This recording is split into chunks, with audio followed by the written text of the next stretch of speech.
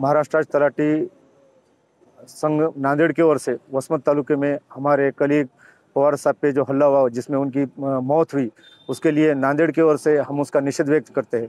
साथ ही हम शासन से 3 प्रमुख मांगनियां मांगते हैं कि सबसे पहले फास्ट ट्रैक में केस चलाया जाए और उस आदमी को फांसी की सज़ा दी जाए।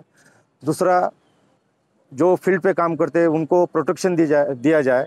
और तीसरी हमारी मेजर मांगनी ये है क्या तलाटी जो अकेले थे, कमाते थे, उनके फैमिली में से किसी एक को अनुकंपा के तौर पे उनको लिया जाए और कुछ कॅश ग्रांट इमिजिएटली उनको दिया जाए। काल वसमत तालुक्यातील हट्टा मंडळामध्ये आडगाव रंजे या तलाठी सज्जाचे आमचे तलाठी बंधू श्री संतोष पवार हे नेहमीप्रमाणे आपलं कामकाज आपल्या सज्जावरती सज्जाच्या कार्यालयात बसून पार पाडत होते।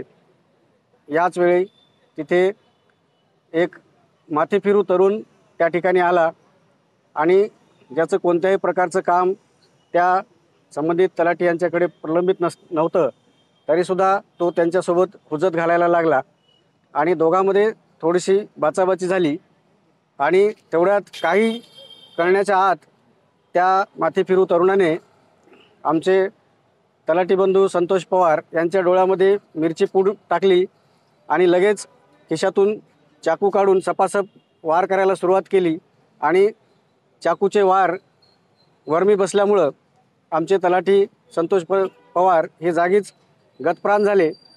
गावातील काही नागरिकांनी त्या ठिकाणी धाव घेऊन त्यांना पुढील उपचारासाठी परभणी येथील शासकीय रुग्णालयामध्ये हलविण्याचा प्रयत्न केला, परंतु रुग्णालयात पोहोचण्याच्या पूर्वीच त्यांचा मृत्यू झाल्याचं संबंधित डॉक्टरांनी त्या ठिकाणी घोषित केलं।